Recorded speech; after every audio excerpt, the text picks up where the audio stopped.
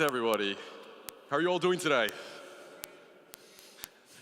Well, you know, this is a very particularly special discussion, and I think we've certainly gone into the rabbit hole in nuances on many, many different topics today.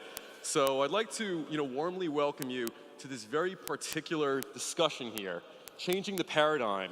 How can every citizen participate and be accountable?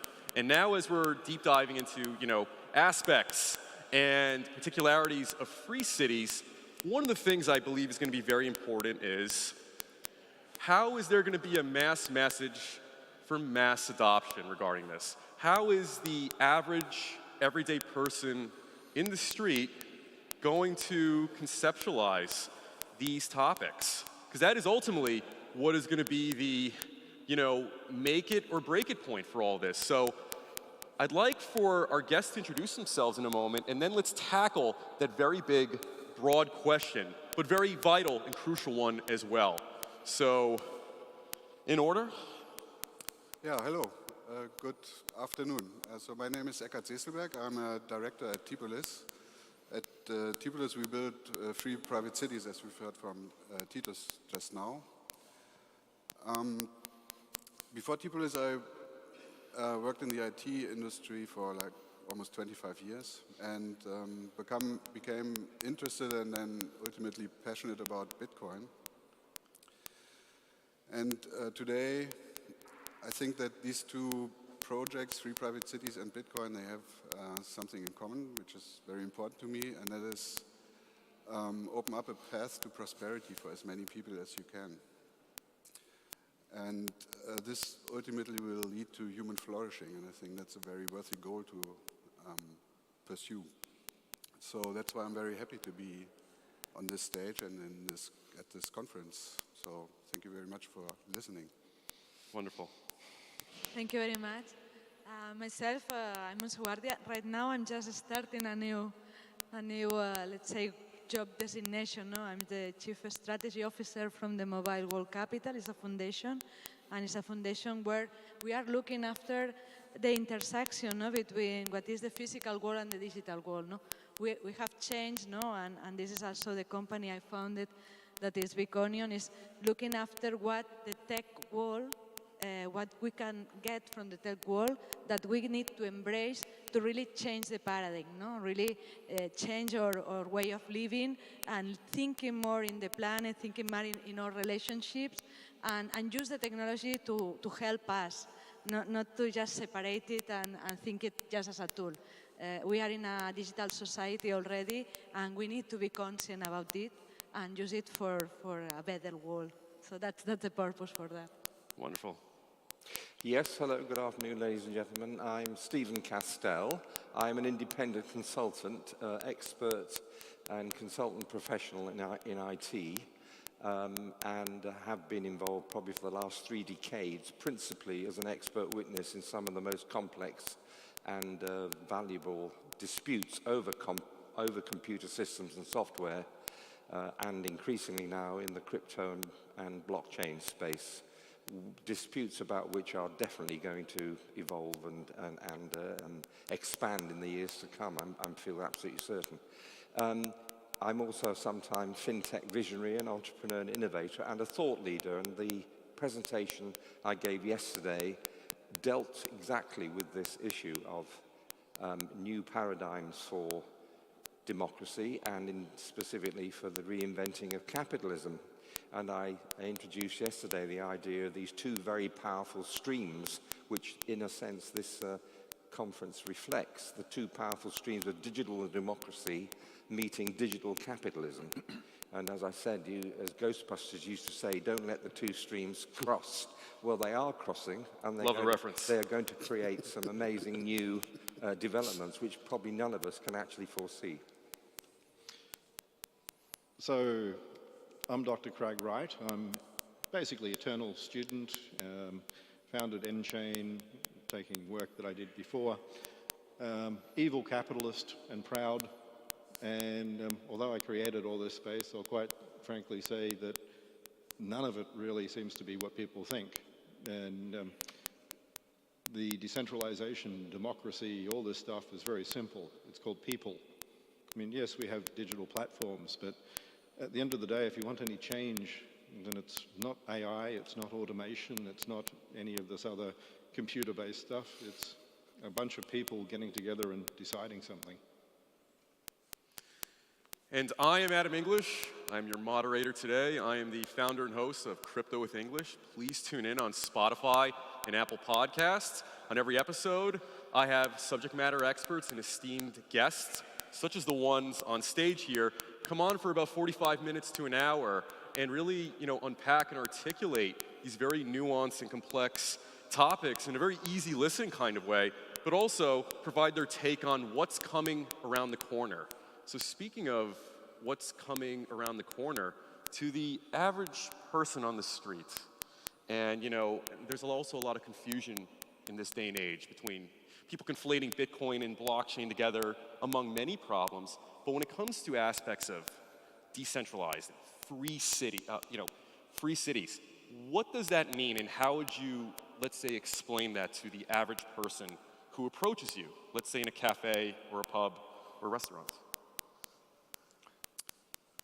What a free city is? Yes. Okay. To the average person To the average person. who wants to know.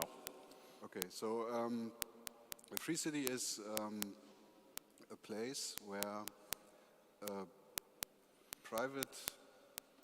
privately owned company provides governance services to the zone in whichever the free city is. And this allows, basically the operators establishes a solid base, a solid foundation for the individuals that live in the city to flourish. And it does so by providing security, first and foremost, very important.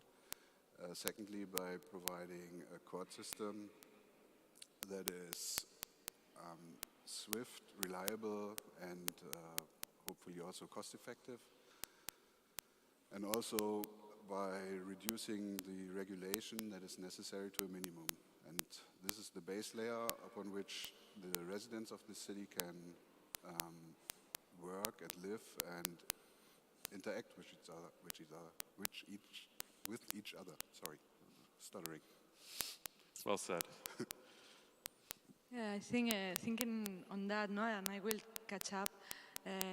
Usually, when we think in technology, is something that we think is a tool, but in reality, we are living in it.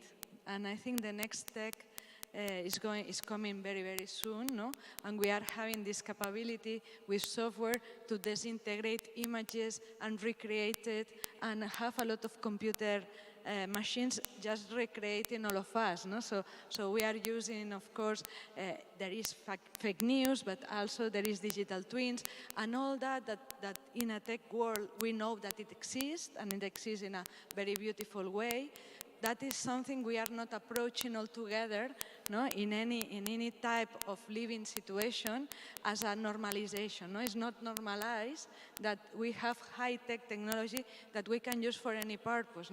Also, and that is something we have seen over the COVID and any other situation, that we have tools and we have high-tech technology, but not everybody is going to it and is accessible to them. So the access to technology, to the latest level of technology, still is not democratized. And this is something that we need to think about why it's happening, where are the fears, and why we are not already working all together in the latest stage of technology. Well said. Well, I come at it from a completely different perspective. I would say to the average person in the street, look, forget the technology. Just forget it. Don't worry about what is the meaning of decentralization, all these buzzwords you're hearing now, crypto, blockchain, Bitcoin. It's still you and your family. We're talking about to be accountable, to participate. To participate in what exactly? To be accountable or be counted in what? That's what you have to think about. There are new technologies, trust me, that can do this in a new way, but those are the issues you have to look at. And the one thing you have to really understand now, and it's a point I brought out in my presentation, it's all about algorithms, folks. All these technologies are merely implementations in software and data of algorithms. It doesn't matter it's a blockchain network, it doesn't matter whether it's an accounting package, it doesn't matter whether it's a game on your smartphone, they're all software and data implementations of algorithms. And by the way, you, man in the street, algorithms are what actually are used by governments to govern you. They always have been. Politicians are fond of saying to govern is to choose, to govern is to make decisions. Software and data are decision systems, are information decision systems. That's what algorithms are. They come out of software, go-to statements, if-thens, nor, and not gates. That's all it is. It's the same thing. And there are studies biologically which say actually our brains actually operate algorithmically, rather like or, and not gates, if-then statements. They do it in a way that science doesn't quite understand yet, but that's how they operate. We all work by algorithms.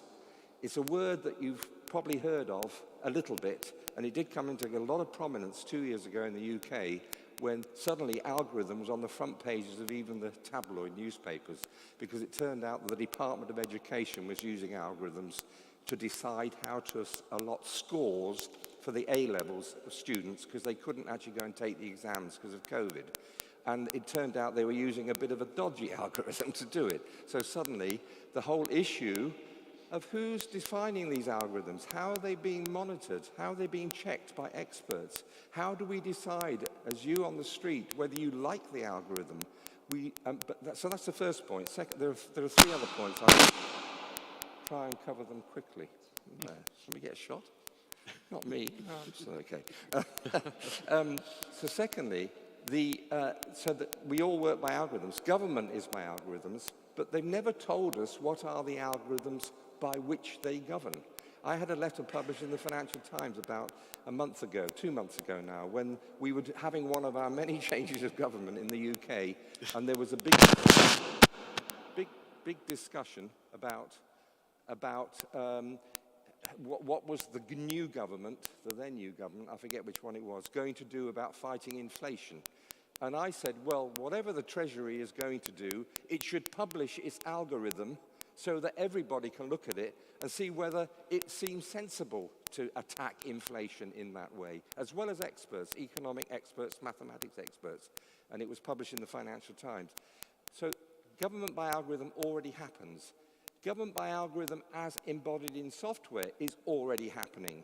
We've all had the experience now of going online to government websites, applying for things, having little bots talk to us, and getting a decision from the computer which is not objectionable to. There's no recourse to say, no, hang on a minute, you haven't taken into account the fact, because somebody's built a model of what you, the citizen, ought to fit into to answer the questions, to get your decision on behalf of the government, subject to that algorithm. You've not been consulted about how the algorithm has been designed and built, let alone the software, and whether indeed it's got any bugs in it, which usually it has. So that's the third point.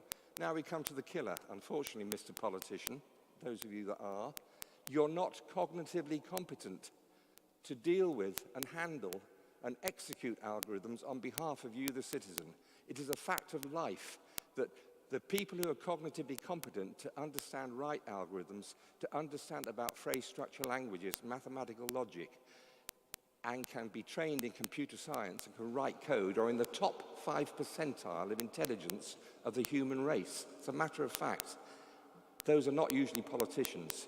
Trust me, they're not. I talk as a generality, and there are a few honourable exceptions.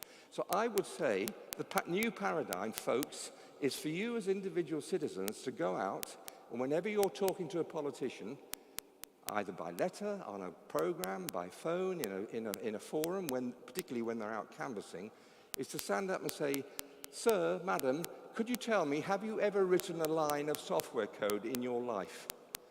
Now, occasionally somebody will say yes, and then there are many other questions you can ask. But I can guarantee that 90% of the politicians that go up for election, in any sort of election, have never done that. And indeed, they would not be intellectually qualified to get onto a computer science course and to train to learn to write a computer language. This is a gift and a talent given to relatively few in the human race, and it is writing software is acknowledged to be the most complex thing that humans have invented to do for themselves. But that is what we are going to be governed by, and that is what we are going to rely on for all these new forms, including decentralization, including peer-to-peer networking. I've done that in a particular way with my app, and that has nothing to do with being connected to a network, a bit like Dr. Wright's presentation this morning, where he reminded us peer-to-peer means peer-to-peer, folks. It doesn't mean being connected to a mesh. I have an app that does exactly that, which is compliant with Sir Tim Berners-Lee's definition of Web 3.0, the private data pod concept. So that's what I would say. That's something the average citizen, the average folk can understand. They don't have to understand about the technology, but they can get this. They understand what an algorithm is. They understand how we take decisions, and they need to challenge politicians to say, are you really cognitively competent to deal with this new digital age? My vision is they're not, and I announce it here, but it's in my papers. I am seriously thinking of launching a new political party, because here's the paradox. You have to launch a party to be able to change the system to get rid of political parties. But that's another issue. That's a practical way of doing it, called CARP, as I said in my, which is the Cyborg Algorithm and Robot Party, which is to say we will have a manifesto which does say we will use algorithms. We will use algorithms for the people. We will have a new algorithmic compact with the people. So we have direct government by algorithms. Democracy is government of the people, by the people, for the people. Doesn't mention politicians, doesn't mention political parties. That's been a particular structure which has served us. As Winston Churchill said, representative parliamentary democracy is the worst form of government of all, but it's better than anything else that's been tried. It's time to try something new which reflects these new technologies. That was a rich platter of excellent points raised, and my follow-up questions shortly will dovetail off of that, Dr. Castell. And Dr. Wright? So the first thing I'll say is some of the things you said I agree with, but unfortunately the human mind isn't algorithms. Silicon Valley wants to say it is. We have heuristics, but the cognitive process we have is an outer layer of consciousness over existing programs that happen through heuristics, etc. And those heuristics are quite often analog in nature, and analog doesn't feel Can I just interrupt? An algorithm can be analog as well as digital. It doesn't have to be digital. I mean, you can say that. I used to program hybrid computers, which were part analog. Oh, I agree. Yeah. And some of the things in sensor networks, etc., in electronics, especially older electronics, basically form second-order derivative functions, etc. Yeah. But it's still not what I would determine to be an algorithm. It's a heuristic is different. So semantics, but I like semantics. The other part is going to the nature of free cities. If we think about cities, we have lots of attempts to make free cities. And the structure is how secession and all these other things go over time. The City of London, for instance, is a commercial municipality. It is a corporate structure. The way that that corporation is run, the voting rights, the ownership rights, etc., have been determined over time, and big chunks of it may be owned now by a few Russian oligarchs and a few other things like this because it's London. But that's all part of what happens in any cities. And if you look at Dubai, Dubai is a new city. Singapore was a new city, now it is basically a city-state. And many of these things have been tried in history, but we don't learn that anymore. And I will say part of the problem isn't that we don't have enough people who are educated in government who know computer code. We have enough people probably doing algorithms and math in many areas, and that's not our issue. We don't have a lot of educated people anywhere. And education's not just learning how to code, that's vocational training. Education is understanding philosophy and understanding history and having a comprehensive range of knowledge. So I'll look at the fact that we have democracy in the past, and people love to bring up Athens. What they forget is that the 5,000 people committee of society at that point, ignoring that women didn't vote and a few other things like this, fell apart. It didn't work. And that democracy killed Socrates. And that democracy executed many people. And we had a pure democracy in France for a time. Robespierre took the lovely philosopher who was quoted in the last session, and he ran with all of that social contract idea, and Robespierre implemented a pure democracy, one of the masses of the majority, and the majority had the right to do anything. Anyone's head, if the majority said it was off, and the majority basically got to vote. So democracy in all of these things, and we the people is balanced by the Federalist Papers. It is not just we the people. The Constitution has many parts. The American Constitution goes into things determined under Madison with Federalist Number 10, which basically describes why, from Plato, Aristotle, and other classical authors, why democracy itself is not a good thing, why America became a republic, to balance the rights not only of the majority but the minority, to balance the rights of the individual against the majority. And that's what we forget. If we have a pure democracy, remember, Hitler was voted in by a democracy. Remember, many times throughout history, genocides have been voted by democracies. Rwanda was executed because of a democracy and a rights of a majority. The majority aren't always right, and sometimes we need to constrain the mob. Excellent points raised. Yes. Yes, thank you very much, both. I think there is three things that we need to compile. No? The first one is the diversity. So we are just considering democracy and computer science as something that has our own entity. But as you say, we are people, and people has empathy, and people is diverse, and people has cultural connotations, and we agree or not agree to do something together. So what is the human nature is not perfect, it's imperfect, but it's natural. So what we do with the computer science is, and with the rules and the governance model that we call democracy, is just a way to organize ourselves as a society. Then it's not the means who is driven, it's us, the human beings, who decide how is driven this means. So as you said, no, democracies in Rwanda, it was not democracy, it was the person there who was using rules against the other persons. So it's how we human beings are using the tools, and in this case the computer science or the algorithms, to do good or to do bad. And that's something that we need to be conscient. We cannot deliver the responsibility to the thing, no, or to the rules. But it wasn't the person in Rwanda. It was the 70%. Right? It was 70%. It was masses of people. I was there in the 90s, and it was lots of people. It was the majority. It was the mob. It was falling into that mob mentality. And if we don't educate people, if we don't constrain, so it is not just the majority.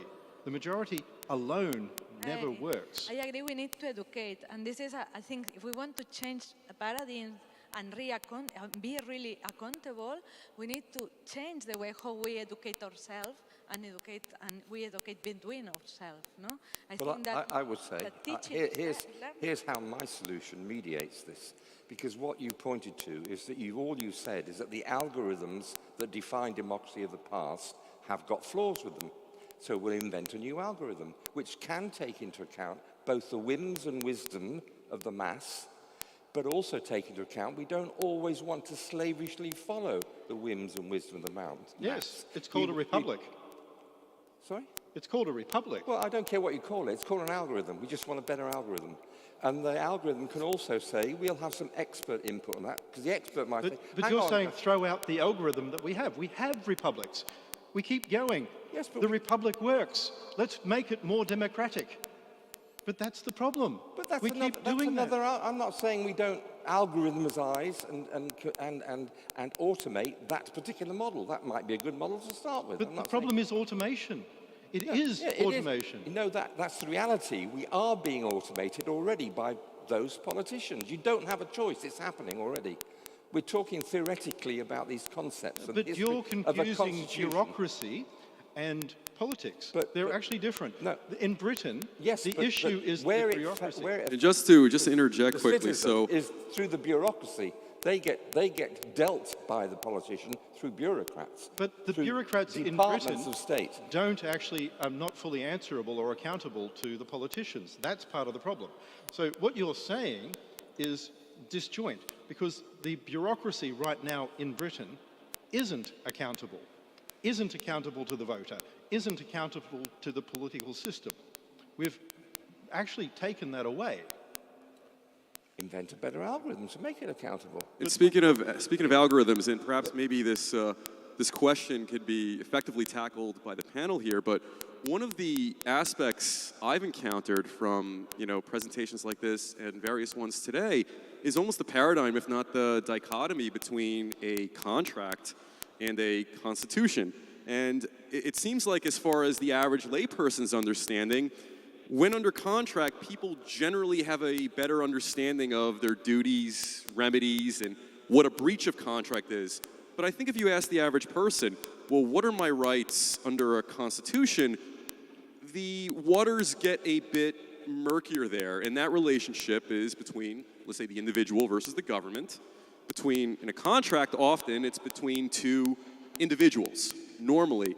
So as we are decentralizing society forward, and as we are tackling the aspect of free cities, would it be fair to say perhaps a social contract is better served, let's say, under a contract in this ecosystem versus, let's say, a constitution? And, for better or for worse, a constitution, and, especially in the United States and elsewhere, those could be very, very murky waters filled with contention and misunderstanding. So I know that's a bit of a loaded question, but Sorry, and contracts aren't. Sorry? The courts are full of contractual disputes. Sure. I spent 11 years in a court case once over a word. The meaning of a word. Because one dictionary said, both different, both parties. We both went for 11 years before the case finally finished. So I'm sorry, but you're saying contract, it's immutable, no disputes. Sorry, wrong. You can always find ground to dispute. Sure, that's why I clarified it's generally speaking. But imagine suing the government. That's a totally different rabbit hole in of itself. But yes, for the panel to undertake. I have. Okay. I've taken the tax office in Australia to court in the past. I went through all of that process. I spent several $1 million and I got my 100,000 back. I've made a very good living in the last 3 decades being an expert in people who get into contractual disputes. And most litigation lawyers will say, bring it on. That's why we have the law, so that we can go to courts which are free and open. Well, they're not free. They're free in the sense of being accessibly free, but as long as you've got the money to pay the lawyer. Sure. Or you've got some citizen's advice or whatever. But that there has to be that recourse to a court which is above both the politician and the citizen and the bureaucrat and the Constitution. They may have to interpret the Constitution if it's a constitutional issue. But let's remember, a contract and a constitution is an algorithm. The fact there hasn't been written out algorithm yet, but it is. That's how we draft. How lawyers draft contracts. They're effectively writing out algorithms. They won't know it, but that's what they are doing. And they're imperfect algorithms. That's why they get into contractual disputes, because no algorithmic expert, an algorithmicist, which I think I am one, I think this guy is also as well. We're systems engineers. We are algorithmicists.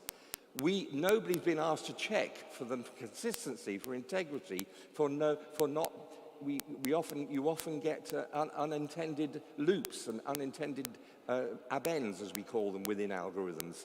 you get a lot of that in contracts that are drafted by lawyers. Can I just completely jump? Because part of it is the citizen participation Sure. and accountability. Please do. And I notice the time's going. Let's again forget the technology, even forget computer science and algorithms. I just wanted to mention my own daughter, my wonderful eldest daughter, Sarah Castell, you can Google her, is actually the chief executive of an organisation called Involve. It's involve.org.uk, which is the UK's principal and one of Europe's major. It's a charitable organisation specifically for what you call participative and deliberative democracy, promoting and identifying and doing research and think tank work, but also actual work with citizens about new forms of ground-level democracy. And the most well-known example of what this produces is something called citizens' assemblies, which are active, and they have a great success in Southern Ireland, where through citizens' assemblies, getting the wisdom and the whims of the voters at the ground level, having a methodology for agglomerating those and reporting them and pushing them up to central government, got a change in the abortion law in Southern Ireland. That was almost entirely due to citizens' assemblies. Now that, to my mind, is a new form, a new paradigm of citizen participation and accountability. I'm going to interrupt and say... It makes the citizens Putnam, both accountable bowling but alone. also count. You're right, but it's not new. No, and I'm not saying it is new. Putnam No, that's in what I was bowling saying. alone Let's step is back. complaining that I agree with you. these It's not things new. have ended. We don't have lodges, we don't have bowling. I mean, the bowling alone bit was we don't have bowling leagues anymore. People don't meet. We're all on Facebook. So the problem is we don't have assemblies. But your bit about contracts. Well, let's go into the American scenario with the Here we go. Constitution. We are. Right. So it was about contracts. We have this civil war between people who have contracts and people who wanted the contracts to be banned. And those people who wanted the contracts to be banned won. Not because of democracy, because there were actually more people in the South, but because people actually fought against democracy. And they said these contracts for the buying and selling of people are wrong. And we banned slavery. Why? Because that contract, which it is a contract for the buying and selling of another human, is not something that we should be doing. When Britain decided to basically go, screw you to the rest of the world, we think slavery is wrong, when they put a gunship on the Ottoman Empire and said, no, we're not going to have you do slavery anymore across anything, because if we see you shipping people, we're going to knock down Constantinople. And then they stopped shipping people. They went all over land. So again, you keep mentioning contract as if that's a be-all and end-all and suddenly we're safe. We don't need a constitution. We don't need protection because, well, buying and selling of people must be okay because we've all agreed, right? So, as a quick question, as let's say a prototype working model under a free city where every individual citizen, at least, as much as one practically can participate, but also be held accountable, let's say a republic type system within this broader ecosystem, would you say that would be at least the best starting point towards creating a more refined, more balanced, and perhaps more equitable system within this? Definitely, but there's a problem. You're saying we just get people engaged. That is the issue. You just don't get people engaged by going, they're going to be engaged. We Sure. need to educate people. We need to develop people from, right now, this whole move away from education into just vocational training, that's part of the problem. We don't teach people to be engaged in society anymore. We think that if we teach them math and STEM, then nothing else matters. We need to give them a full range of what society is, what culture is, why we have the culture we have. That's a very solid point as well. Yes. I would say that I know from my daughter's own research, the opposite is actually true, at least in the UK. There is an increasing yearning of the average person to get far more involved in the decision-making process, mainly because everybody is totally peed off with politicians. And I'll say that's great Yeah. from a point of view apart from no skin in the game. Everyone loves to click like, but it's very different when you have to have skin in the game. If you have to give $1, if you have to do something, it's very different to saying, I want to be engaged. I'm going to click on Facebook and I've done something. I'm important because everyone saw me go, I like it. No, it's exactly not that. They want to be engaged in actual real meetings, in actual Then real... let them do in it. debate, in little mini parliaments, in doing what they think Parliament should be doing, but they can see them making a complete and utter hash of it. They want to do do they? it themselves. That's what I'm saying. The actual, you were saying there's, I agree with you, the training and the education has to be there. But what's interesting, there is an unmet demand there. People are now ready to get engaged. Never mind about technology. There are better ways of doing it through the technology as well. Get rid of Facebook and put in one of your systems, or Well, one of David Chalmers. My or whatever. system for politics would be Whatever. getting him in a room. Whatever, yeah, but actually giving physical rooms, getting together again, getting around the village pub, the village hall, having citizens' assemblies. There is a growing yearning for that, believe me. That's what I understand from the research. Driven by the sheer crass incompetence of the politicians in the last 10 years. I'm talking about certain countries, but probably many of you might emote to that in your Oh, own. what do you mean 10 I years? don't know. Sorry? You're being generous, 10 years? I'm trying to be polite, actually. And perhaps to expand upon this further, as we're drawing close to the conclusion of this panel, any final thoughts and comments from Ms. Gardia and Mr. Sesselberg? Yeah, maybe I try a peace offering. There we go. So, about this dichotomy between constitution and a residency contract in a free city, isn't it? It seems to me that by the very nature, first of all, in a free city, this residency contract is very limited in scope because what we aim to do is take all kinds of topics out of the political sphere and move it back into the private sphere, so that it relies on private initiative and subsequently also responsibility and accountability. Okay, so by the very nature of this approach, it seems to me that a contract, a residency contract, is simpler and has less surface for misinterpretation and misinterpretation. Whereas in the case of a constitution, it tackles a very large problem: how do millions of people live together under which rules? And so, since you cannot define this in a very high degree of detail, you have to be very abstract, and this opens up a lot of surface for misinterpretation. So maybe that's this residency contract seems to me to be a good approach. Yes. Excellent points. In my case, I think, as we said, for me, what we need, to be more conscious that we are completely diverse, that we have capabilities to lateral thinking and to be critical thinking, and this is something we need to use as a human beings. And also we need to be curious and we need to embrace knowledge. And it's all about that. It's how we organize ourselves is something we will decide between ourselves, or we should decide between ourselves. But it's not the purpose of everything.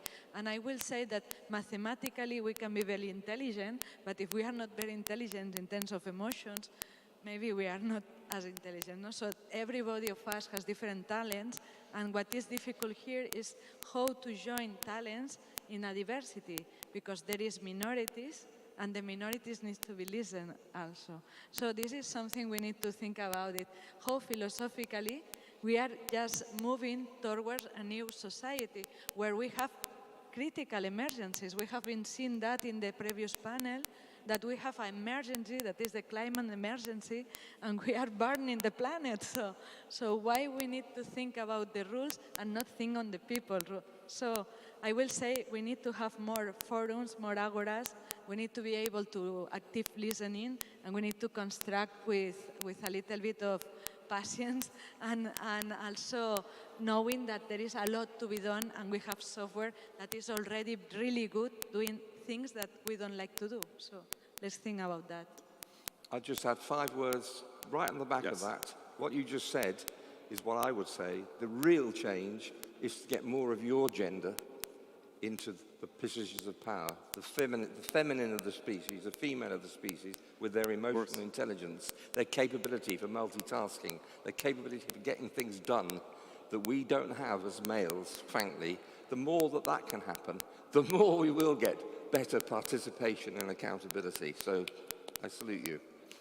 Absolutely. And I think with this panel, robust and enlightening, I think we've made it one step closer to, ascertaining and, perhaps, figuring out how to change, this very paradigm we are trying to undertake here. So I'd like to warmly thank our highly esteemed guests on stage today. I absolutely enjoyed my time moderating this panel, and it certainly leaves a lot to, think about in the, in the days and, years to come. So thank you very much, and that concludes our panel today.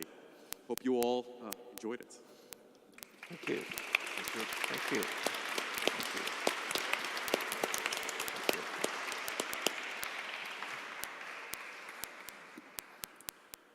Do we get up?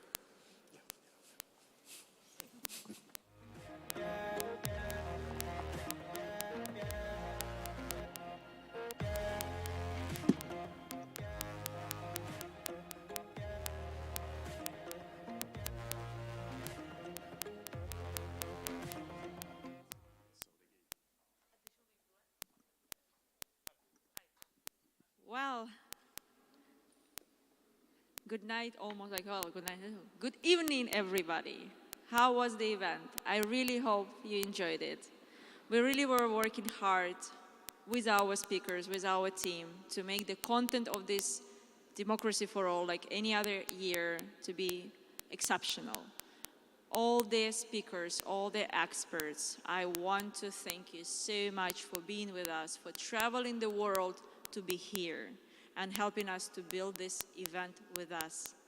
Democracy for All, that's the fourth time it's happening, actually, if somebody doesn't know. And it always stands with this idea of talking about technology and how technology can help the society on all the levels, on the individual level, corporate, and the state level. So once again, I really appreciate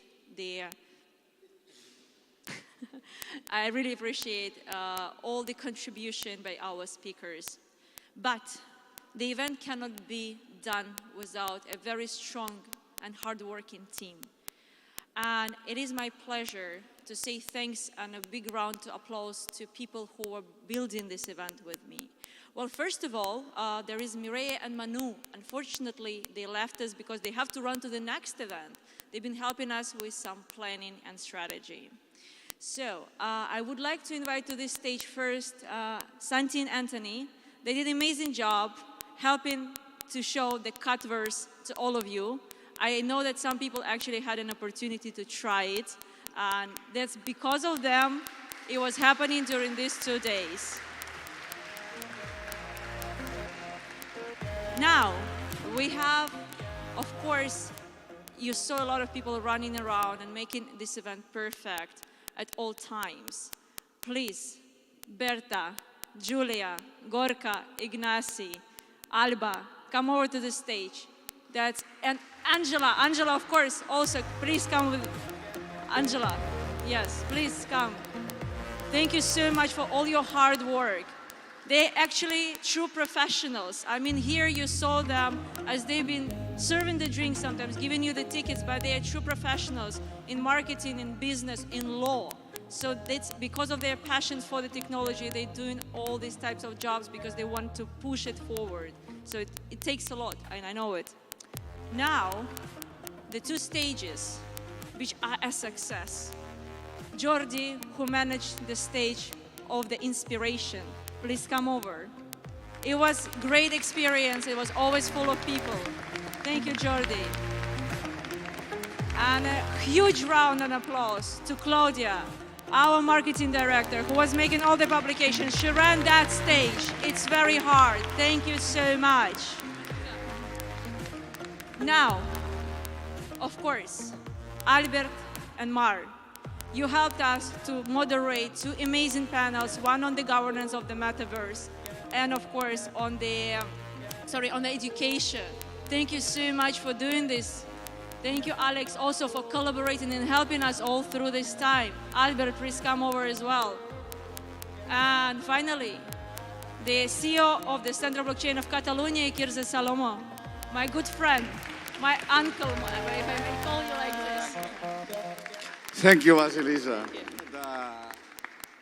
The person of the event is Vasilisa, and is who suffered all the year to reach this stage and to have this magnificent event. And it's Vasilisa.